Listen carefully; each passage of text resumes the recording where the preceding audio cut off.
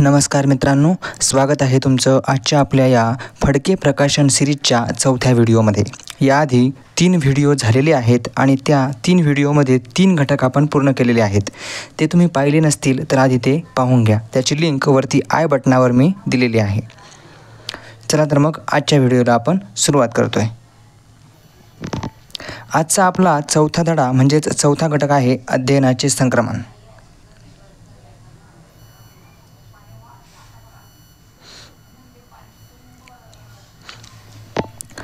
त्यामध्ये जे काही महत्त्वाचं आहे तेवढंच आपण बघणार आहोत। अध्ययन संक्रमणाची व्याख्या। पहिला पॉईंट आहे अध्ययन संक्रमणाची व्याख्या। एका विशिष्ट परिस्थितीत मिळवलेले ज्ञान, संपादित केलेली कौशल्ये, तंत्र, वृत्ती, सवयी यांचा उपयोग जेव्हा एखाद्या दुसऱ्या परिस्थितीत आपणाला होतो, अनुकूल, प्रतिकूल किंवा कोणताच नाही, तेव्हा त्यास अध्ययन संक्रमण म्हणतात। ठीक आहे, म्हणजे जे आपण याआधी तुम्ही पाहिलेलं असणारच आहे। धन संक्रमण, ऋण संक्रमण, शून्य संक्रमण हे 3 प्रकार असतात, ते आपल्याला पुढे बघायचे आहेतच, परंतु याला आपण तत्व हायलाईट करून घेऊ। अध्ययन संक्रमण म्हणजे काय ही महत्त्वाची व्याख्या आहे। शाळेत शिकवलेल्या अनेक गोष्टी आपल्याला दैनंदिन जीवनात उपयोग होतो। शाळेच्या परिस्थितीतील अध्ययनाचा जीवनाच्या परिस्थितीत उपयोग होतो। एका विशिष्ट परिस्थितीतून दुसऱ्या विशिष्ट परिस्थितीत होणारे अध्ययनाचे हे संक्रमण आहे। ठीक आहे, हे बघा अध्ययनाचे या ठिकाणी आपल्याला प्रकार दिलेले आहेत। एखाद्या परिस्थितीतील अध्ययनाचा दुसऱ्या परिस्थितीतील अध्ययनावर 3 प्रकारचा परिणाम होतो। तर आपण पाहिलं की एखाद्या परिस्थितीतील अध्ययनाचा दुसऱ्या परिस्थितीतील अध्ययनावर 3 प्रकारचा परिणाम होतो। पहिला परिणाम आहे अनुकूल परिणाम, दुसरा परिणाम आहे प्रतिकूल परिणाम आणि तिसरा आहे कोणताही परिणाम होत नाही, म्हणजेच शून्य परिणाम होतो। ठीक आहे, या 3 परिणामांवरून अध्ययनाचे संक्रमणाचे 3 प्रकार आपल्याला संभवतात। त्यातला पहिला प्रकार आहे धन संक्रमण, ऋण संक्रमण हा दुसरा प्रकार आहे आणि तिसरा प्रकार आहे शून्य संक्रमण। हे महत्त्वाचं आहे, यावर प्रश्न येतात, लक्षात घ्यायचं आहे। त्यामधला आता पहिला प्रकार आपण थोडक्यात समजून घेणार आहोत। पहिला प्रकार आहे धन संक्रमण। या धन संक्रमणामध्ये एका परिस्थितीत केलेल्या अध्ययनाचा दुसऱ्या पद्धतीत करावयाच्या अध्ययनावर जर अनुकूल परिणाम होत असेल तर किंवा एका विषयाच्या अध्ययनाची दुसऱ्या विषयाच्या अध्ययनास मदत होत असेल तर अशा अध्ययन संक्रमणास धन संक्रमण असे म्हणतात। ही व्याख्या महत्त्वाची आहे, लक्षात घ्या। परंतु व्याख्या लक्षात येत नसेल तर खाली उदाहरणं आहेत। ठीक आहे, ते उदाहरण आपण पाहू, त्या उदाहरणावरून लक्षात येईल। हे बघा, पहिलं उदाहरण यांनी या ठिकाणी दिलेलं आहे। संस्कृत विषयाचा अभ्यास मराठीच्या अभ्यासास पूरक ठरतो। म्हणजे संस्कृतचा अभ्यास केला तर मराठीचा अभ्यास करण्यात काही अडथळा निर्माण होत नाही, बरोबर, त्यामुळे याला धन संक्रमण म्हटलं जातं। त्याच पद्धतीने आणखी उदाहरणं पुढच्या पानावर दिलेली आहेत, पुढच्या स्लाईडमध्ये। हे बघा, सायकलवर तोल सांभाळता आला की स्कूटर किंवा मोटरसायकल शिकण्यास त्याचा उपयोग होतो, बरोबर। यामुळे म्हणजे पहिल्या अध्ययनाचा दुसऱ्या अध्ययनाला फायदा होतोय, म्हणून या ठिकाणी हे पण धन संक्रमण आहे। आणि आता सगळ्यात महत्त्वाची गोष्ट जी आधी TETला येऊन गेलेली आहे ती म्हणजेच काय, तर हे तिसरं उदाहरण हा अपवाद आहे, लक्षात घ्या। नेहमी इंग्रजीतून लेखन करण्याची सवय असलेल्या विद्यार्थ्यास मराठीतून लेखन करताना अडचणी येतात। आता तुम्ही म्हणशाल की हे कसं धन संक्रमण झालं, बरोबर। या ठिकाणी आपण सरळ म्हणतो की अडचणी येत आहेत म्हणजे ऋण संक्रमण आहे, पण असं होत नाही। हा प्रश्न गुगली प्रश्न आहे आणि हा याआधी 2 वेळेला TETमध्ये येऊन गेलेला आहे। त्यामुळे हे वाक्य लक्षात ठेवायचं आहे। इंग्रजीतून लेखन करण्याची सवय असलेल्या विद्यार्थ्यास मराठीतून लेखन करताना अडचणी येतात, हे कोणत्या प्रकारचं संक्रमण आहे, धन संक्रमण, लक्षात ठेवायचं आहे, दुसरा पर्यायच नाही या ठिकाणी। ओके, आता चौथं आहे गणित विषयाच्या अध्ययनाचा पदार्थ विज्ञानाच्या अभ्यासास उपयोग होतो। हे उपयोग होतो वगैरे म्हणजे हे धनच आहे, ठीक आहे, पण या ठिकाणी अडचणी निर्माण होतात तरी पण ते धन आहे, ही महत्त्वाची गोष्ट आहे, लक्षात ठेवण्यासारखी गोष्ट आहे। खाली आणखी त्यांनी काही उदाहरणं दिलेली आहेत। शाळेत अध्ययनार्थ्यांना विविध गोष्टी अशा रीतीने शिकवाव्यात की त्या गोष्टींचे जास्तीत जास्त धन संक्रमण होईल। अध्ययनार्थ्यांना शाळेत अनेक प्रकारचे ज्ञान दिले जाते। अध्ययनार्थी निरनिराळी कौशल्ये आत्मसात करतात, अभिरुची निर्माण होते, वृत्ती घडतात, दृष्टिकोन तयार होतात। हे संस्कार अध्ययनार्थ्यांच्या भावी जीवनात जास्तीत जास्त प्रमाणात संक्रमित व्हावेत, हे धन संक्रमणातून होऊ शकेल। आता पुढे आहे आपलं दुसरं संक्रमण म्हणजेच ऋण संक्रमण.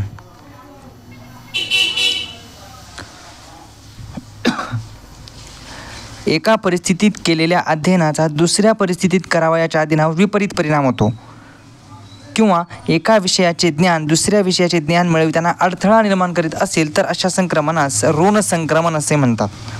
आता याची उदाहरणं आपण पाहू म्हणजे जास्त लक्षात येईल चांगलं. हे बघा, इंग्रजीतील वाक्यरचना शिकताना मराठी वाक्यरचनेचे ज्ञान निर्माण करते, अडथळा निर्माण करते.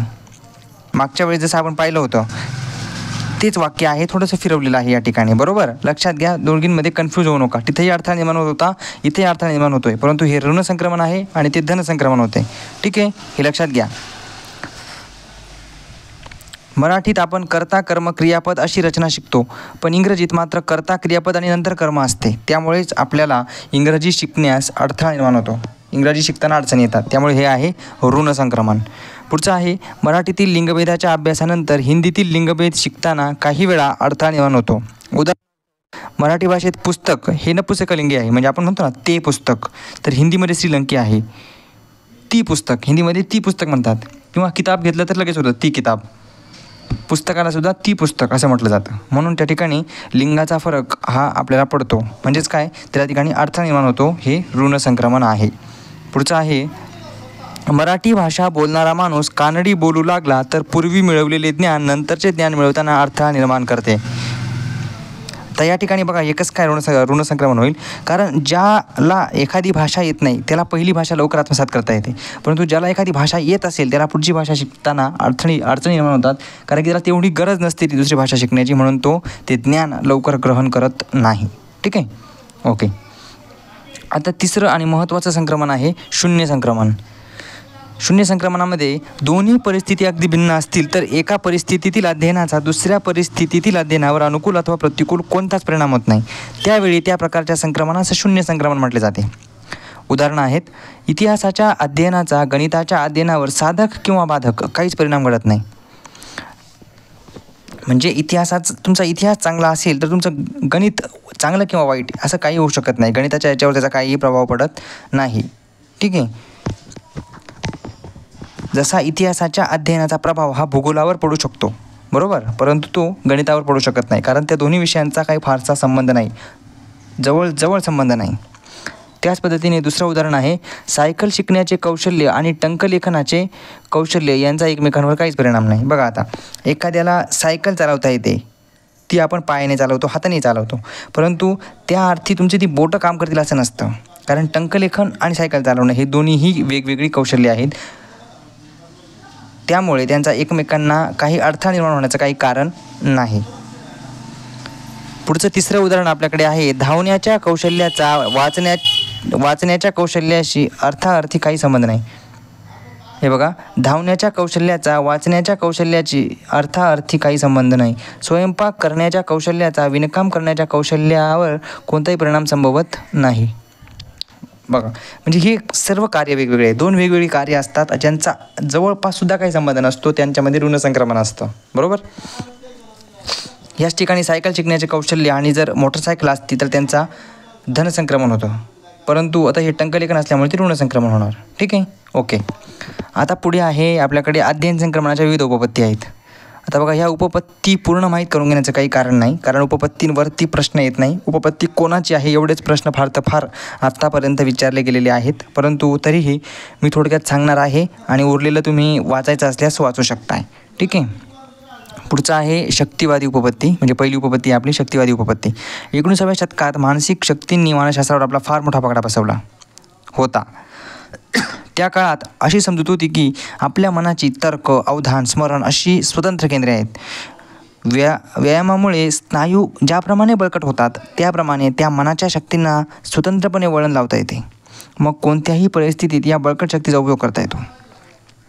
मानसिक शक्तींचा स्वतंत्रपणे विकास करता येतो हे गृहीत धरल्यामुळे त्या काळात गणित, तर्कशास्त्र, व्याकरण, भाषाशास्त्र, लॅटिन यासारख्या विषयांना महत्त्व होत झाले. ठराविक विषयांच्या अभ्यासाने मानसिक शक्तींचे चांगले नियमन होऊन त्यांना योग्य वळण लागते. मानसिक शक्तींचा एकदा विकास झाला की अध्ययन संक्रमण आपोआप घडून येते, अशी पूर्वीची समजूत होती. ही उपपत्ती शक्तिवादी उपपत्ती म्हणून ओळखली जाते. ही शक्तीवादी उपपत्तीची व्याख्या आहे वरची, लक्षात घ्या, म्हणून ओळखली जात होती. पुढे आहे शक्तिवादी उपपत्तीवरील आक्षेप. या शक्तिवादी उपपत्तीवर काही आक्षेपही आहेत जे तुम्ही या ठिकाणी वाचून घेऊ शकताय. फक्त महत्त्वाचे आक्षेप सांगतो. अनुशीलनाने मानसिक शक्तींना वळण लागते व एकदा असे वळण लागले की अध्ययन संक्रमण होते, याचे पुरा व्यवहारात मिळत नव्हते. वेदातील ऋचा पाठ केल्या की गणितातील सूत्रे पाठ होतील असे मुळात नाही. त्यामुळे मानसिक शक्तींना वळण लावण्याच्या बाबतीत केवळ परिश्रम पुरेसे ठरत नाहीत. ही गोष्ट सूर्यप्रकाश एवढी स्पष्ट झाली. बघा, म्हणजे एखाद्या गोष्टी तुमचे पाठांतर चांगले असेल तर दुसरी गोष्ट त्या दुसऱ्या गोष्टीचेही पाठांतर चांगले होऊ शकते. या गोष्टी होत नाहीत. म्हणून हे जे शक्तिवादी उपपत्ती आहे त्यावर अशा प्रकारचे अनेक आक्षेप आहेत. यावर आतापर्यंत प्रश्न आलेला नाही आहे, परंतु तुम्ही हे वाचून घेऊ शकता. ठीक आहे. समजा आता हे जे आहे, समजा हेक्टर ह्युगोच्या सटायर या फ्रेंच काव्यातील 158 ओळी रोज काही वेळा देऊन, म्हणजे आता सटायर या फ्रेंच काव्यात किती ओळी आहेत असा प्रश्न येऊ शकतो. म्हणून हे महत्त्वाचं आहे. 158 ओळी आहेत. कोणाचं आहे ते फ्रेंच काव्य? व्हिक्टर ह्युगो याचं आहे. ठीक आहे. अशा पद्धतीने तुम्ही हे करू शकता. हे काय खाली देखील एक दिलेलं आहे. अंधकवी मिल्टनने पॅराडाईस लॉस्ट हे इंग्रजी काव्य पाठ केले. अशा पद्धतीने काही महत्त्वाची वाक्य आहेत, तेवढी महत्त्वाची आहेत. बाकी ह्या शक्तिवादी उपपत्त्या किंवा त्यांच्यावरील आक्षेप, आरोप वगैरे हे आपल्याला डायरेक्ट कुठल्याही पद्धतीने TTला विचारलं जात नाही आहे. महत्त्वाचे ज्यामधलं आहे तेवढंच आपल्याला या ठिकाणी येणार आहे. पुढे आपल्याकडे आहे तेच आहे, मागचंच आहे ते शक्तिवादी उपपत्तीवरील आक्षेप. तेच आक्षेप आहेत. या ठिकाणी तुम्ही वाचून घेऊ शकता व्हिडिओ पॉज करून. ठीक आहे. ओके. आता पुढची आहे समान घटक उपपत्ती. हे बघा, थॉर्नडाईक या मानसशास्त्रज्ञाने आपल्या प्रयोगाच्या आधारे समान अंश उपपत्ती मांडली. त्याचा सहकारी वुडवर्थ याने त्यात थोडा बदल केला. अंश या शब्दाऐवजी घटक हा शब्द सुचविला. म्हणून ही उपपत्ती समान घटक उपपत्ती या नावाने ओळखली जाते. तर या ठिकाणी ही गोष्ट या ठिकाणी महत्त्वाची आहे की ही जी उपपत्ती आहे समान घटक उपपत्ती ही वुडवर्थ यांची आहे. ठीक आहे. या ठिकाणी परत एकदम हायलाईट करतो, वुडवर्थ. आणि समान अंश उपपत्ती कोणाची आहे? थॉर्नडाईक यांची आहे. हे बघा, डबल हायलाईट केलेलं आहे म्हणजे लक्षात येईल तुम्हाला. अशाच पद्धतीने खाली देखील त्याची माहिती दिलेली आहे. ही माहिती तुम्ही व्हिडिओ पॉज करून थोडक्यामध्ये वाचू शकता. ठीक आहे.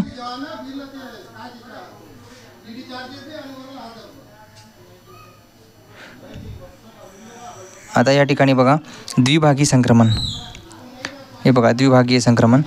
या द्विभागीय संक्रमणामध्ये कोणाचे आहे द्विभागीय संक्रमण? डॉक्टर गोपाल स्वामी. हे महत्त्वाचं आहे. आतापर्यंत यावर 2-3 वेळा प्रश्न येऊन गेलेला आहे. आणि ह्या द्विभागीय संक्रमणासाठी त्यांनी कशाचा वापर केला? तर आरसा आणि चांदणी यांचा वापर केलेला आहे. आरसा आणि चांदणी या उपकरणाच्या आधारे प्रयोग करता येईल की त्यांनी यासाठी त्यांनी याचा वापर केलेला आहे. उजव्या हाताला दिलेल्या सरावामुळे प्राप्त झालेले कौशल्य डाव्या हाताला किती प्रमाणात प्राप्त होते हे त्यांना पाहायचं होतं. ठीक आहे. त्यासाठी कोणाला पाहायचं होतं? डॉक्टर गोपाल स्वामींना. त्यांनी आरसा आणि चांदणी या उपकरणाचा वापर त्यासाठी केलेला आहे. खालची देखील महत्त्वाची माहिती आहे जी तुम्ही थोडक्यामध्ये वाचून घेऊ शकता. पुढे आहे सामान्यीकरण उपपत्ती. या ठिकाणी सामान्यीकरण ही उपपत्ती आहे. पुढची उपपत्ती सामान्यीकरण प्रक्रियेमुळे संक्रमण शक्य होते असे C.H. जड्ड यांची उपपत्ती आहे. ही यांनी म्हटले आहे. C.H. जड्ड यांच्या उपपत्तीनुसार अध्ययन परिस्थितीचे विश्लेषण करून त्यामधील तत्व सामावून घेतले तर अध्ययन संक्रमण होते. बॅगले यांनी मांडलेली उपपत्ती. आता पुढची उपपत्ती आहे बॅगले यांची. बॅगले यांची उपपत्ती कोणती आहे? ध्येयनिष्ठ उपपत्ती म्हणतात बॅगले यांची. या ठिकाणी दिलेलं असेलच ते खाली कुठेतरी ध्येयनिष्ठ उपपत्ती. नुसते एखादे तंत्र आत्मसात करून खऱ्या अर्थाने अध्ययन संक्रमण होत नाही असे बॅगले यांनी म्हटले आहे. त्यांच्या मते सामान्यीकरण तर आवश्यक आहेच, पण ते ध्येयनिष्ठपणे केले गेले पाहिजे. एखादी कृती, हे बघा, ध्येयनिष्ठपणे केले गेले पाहिजे. एखादी कृती सहेतुक व ध्येयनिष्ठ असेल तर अध्ययन संक्रमण मूल्य वाढते. आपण अनेक तत्वांचा अभ्यास करतो, त्यामधील आपण जे तत्वे पटतील त्याचा स्वीकार करतो. हे करीत असताना त्यासंबंधी आपली ध्येयनिष्ठा किती आहे त्यावर अध्ययन संक्रमण अवलंबून आहे असे बॅगले यांनी म्हटले. प्रामाणिकपणा आणि कर्तव्यदक्षता ही तत्वे आपणास मान्य आहेत, पण त्यावर आपली अढळ निष्ठा नाही. तत्वांच्या बाबतीत ध्येयनिष्ठा असल्याशिवाय अध्ययन संक्रमण होत नाही. ध्येयनिष्ठा या शब्दावर त्यांनी फार भर दिलेला आहे बॅगले यांनी. त्यामुळे हा शब्द बॅगले यांच्यासाठी फार महत्त्वाचा आहे. पुढे आहे शैक्षणिक महत्त्व. या उपपत्त्यांचं शैक्षणिक महत्त्व अध्ययन संक्रमणाच्या. हे बघा, शिक्षणाचा केंद्रबिंदू अध्ययनार्थी आहे, ही महत्त्वाची गोष्ट आहे. शिक्षणाच्या अभ्यासक्रमाची दिशा बदलली आहे. शिक्षण हे जीवनाभिमुख झालेले आहे. शिक्षणाला मानसशास्त्रीय बैठक लाभली आहे. अभ्यासक्रम पद्धती यातील होणारे आमूलाग्र बदल शिक्षकांनी ध्यानात घेऊन आपणास अध्यापन करावयास हवे. अभ्यासक्रमात समाविष्ट झालेल्या विषयांचा जीवनाशी संबंध जोडून जीवनाच्या वाटचालीत त्याची उपयुक्तता प्रस्थापित केली पाहिजे. हे तर आहेच. पुढे आहे, अध्ययनार्थ्यांची जिज्ञासा जागृत करून उपयुक्त ज्ञान व कौशल्ये तसेच वृत्ती संपादन करण्यास त्यांना प्रवृत्त करावे. तत्वशोधन व उपयोजन यावर भर देऊन अध्यापनाची रचना करावी. निरनिराळे विषय शिकविताना हायलाईट करण्याची काही आवश्यकता नाही असं मला वाटते, कारण सर्व मुद्देच आहेत या ठिकाणी. ठीक आहे, फक्त वाचून दाखवतो तुम्हाला. अध्ययनार्थ्यांच्या बौद्धिक कुवतीवर संक्रमण अवलंबून असल्यामुळे मंदबुद्धीच्या मुलांना शिकविताना नियम तत्त्वे त्यांना नीट समजतील याची काळजी घ्यावी. उजळणी चर्चा यावर अधिक भर द्यावा. चांगली जीवनमूल्ये अध्ययनार्थ्यांत रुजतील या दृष्टीने प्रयत्नशील असावे. श्रमनिष्ठा, बंधुभाव, स्वावलंबन, समाजनिष्ठा इत्यादी मूल्ये संक्रमित करण्यासाठी योग्य ते प्रयत्न करावेत. माहिती, तंत्रे, पद्धती, कौशल्ये यातील समानता विद्यार्थ्यांच्या ध्यानात आणून द्यावी. शाळेत सांस्कृतिक कार्यक्रम आयोजित करताना त्या कार्यक्रमांचा समाज जीवनाशी संबंध जोडावा व तो स्पष्ट करावा. अशा पद्धतीने हे 10 मुद्दे त्यांनी सांगितले शैक्षणिक महत्त्वाचे. अध्ययन संक्रमणाच्या मुळाशी विषयाचे आकलन आहे. हे बघा, अध्ययन संक्रमणाच्या मुळाशी विषयाचे आकलन आहे. विषय उत्तम प्रकारे अध्ययनार्थ्यांना समजला तर अध्ययन संक्रमण सुलभपणे होते, हे शिक्षकांनी ध्यानात घेतले पाहिजे. अशा पद्धतीने हा धडा थोडा छोटा होता, त्यामुळे या ठिकाणी 20 मिनिटामध्ये हा धडा आवरलेला आहे. या धड्याचे काही वस्तुनिष्ठ प्रश्न आहेत. हा धडा जर तुम्हाला समजला असेल तर या 6 वस्तुनिष्ठ प्रश्नांची उत्तरे द्या. शक्य झाल्यास कमेंटमध्ये देखील त्याची उत्तरं मला सांगा. अशा पद्धतीने आजचा हा धडा आपण या ठिकाणी थांबवूया पुढील व्हिडिओमध्ये. जय हिंद, जय महाराष्ट्र, जय शिवराय.